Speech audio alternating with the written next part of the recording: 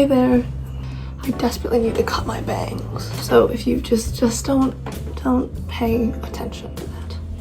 Welcome to the almost mid-year book haul. Maybe I should have waited till the end of June, but I'm impatient. It's my YouTube channel. I get to decide when I post things. Okay. These are the books that I have bought, collected, been gifted in the year of our Lord, 2024. Perfect. Don't know where to start. This is a lot. Let's count them up. 23 books. Poem collections, short story collections, novels, informational books, all things I will consume eventually. We'll begin with Kite Runners. I found this in a thrift shop in Exeter when I was visiting, and I got it because like 2 days before my English teacher was raving about this book. So I picked it up for like £1.50. I've heard many great things about this. I'm excited to read it. Really, truly I am. Next, this was gifted to me by my grandfather, who was a reading professor and my icon. James Joyce's Dubliners. It's a collection of short stories about life in Dublin at the turn of the 20th century. I'm kind of excited to read. I want to really get into short stories, and so I've got quite a few in this haul. So this is exciting. I've wanted to begin diving into the world of Leo Tolstoy, but I didn't want to start with War and Peace for obvious reasons. And so when I was in an Oxfam in Exeter, and I stumbled upon Anna Karenina. I always thought it was Anna Karenina, but apparently it's just Anna Karenina. Or Anna Karenina. Yeah, Anna Karenina. I'm gonna read you the inside cover of this because I thought it was heartbreaking. You see that? Christmas, 1975. To Hillary, with love, from Martin and Elspeth. So this was a lovely gift to somebody, and they gave it away. And I will treasure it with my life. This is East of Eden by John Steinbeck. I got this at my local thrift store, which is a novelty of a phrase because the only local thrift store that sells English-speaking books is open a total of 4 hours each week, 2 times a week during school hours. So I did have to skip to cop this. They also have a very limited selection of books. And so I went up there with 4 books. But on the counter, she goes, you know, if you get 2 more, it's the same price. Free books? She just told me I gotta get 2 free books. So 2 of the books in here are a little questionable because they were free. And the selection is weak at my thrift store, to say the best. But there is this, East of Eden by John Steinbeck. It is apparently a retelling of the book of Genesis. I'm a big lover of biblical analogy, or really any mention of biblical anything in any form of art ever.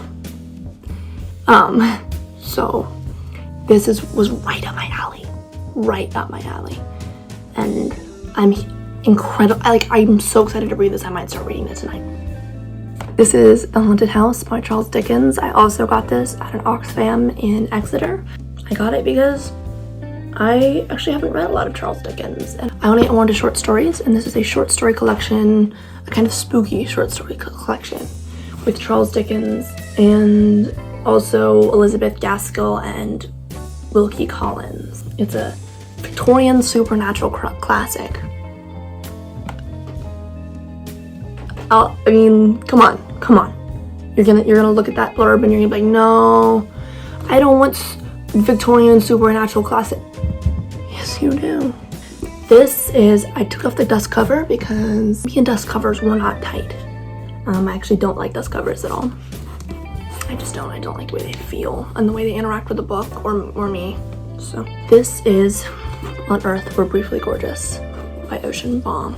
This is baby's first Ocean Vuong. I'm actually so excited to read this, but same thing as that Steinbeck book. I began and then I misplaced it and I forgot about it because I couldn't see it with my eyes. But now it's back. I'm gonna put it on my bed. Let's go.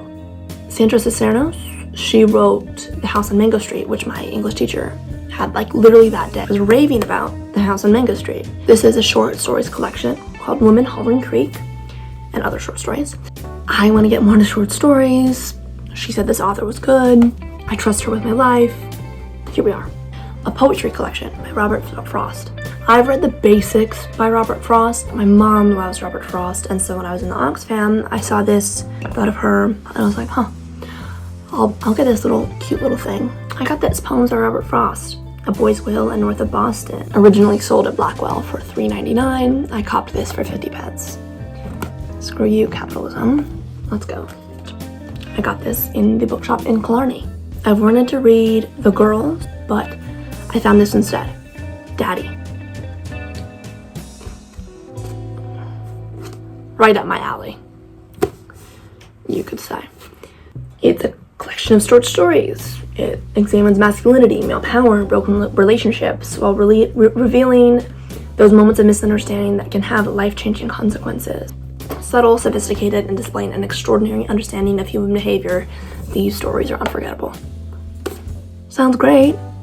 I do own Crime and Punishment, but I haven't really been able to get into it. Well, I just didn't start it yet. I haven't started it.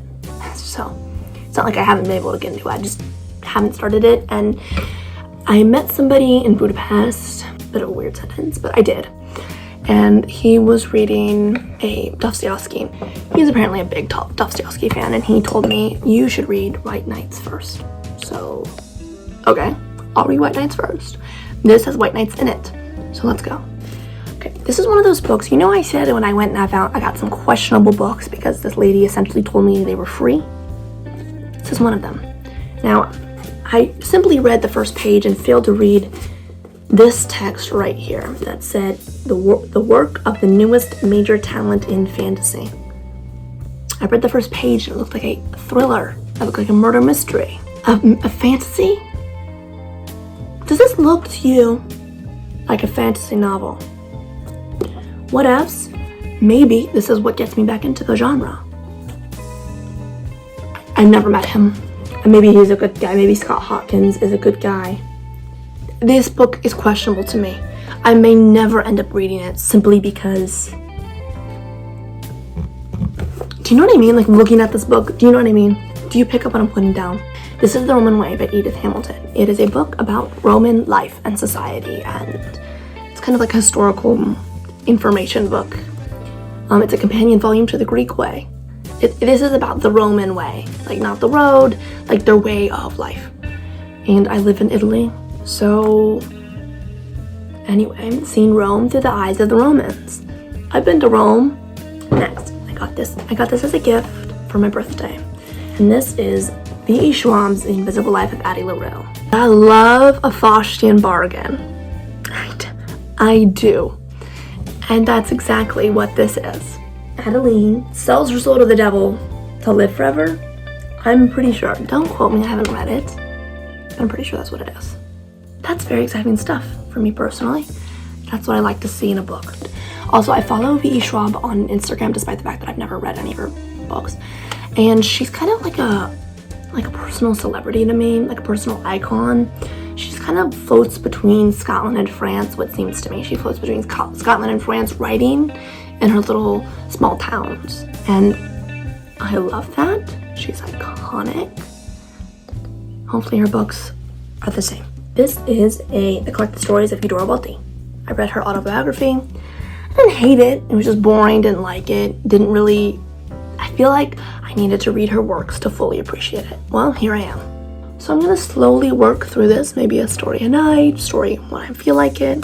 Probably story when I feel like it, because that's how I read. And then maybe I'll reread the autobiography, and maybe it'll make more sense to me and it'll be more interesting because I've read what she's created. My other English teacher gifted me this because I told her I'd never read it. I'm sorry. I've just never read it. And I will. It's actually on my list for this summer. But I told her I never read it. She said, go take one from the shelves. Like, school property? She said yes. I'm not fighting that. I'm not saying, no free books. I'm getting it. So, Lord of the Flies. A classic that I have never read. Embarrassing. I got this in Killarney.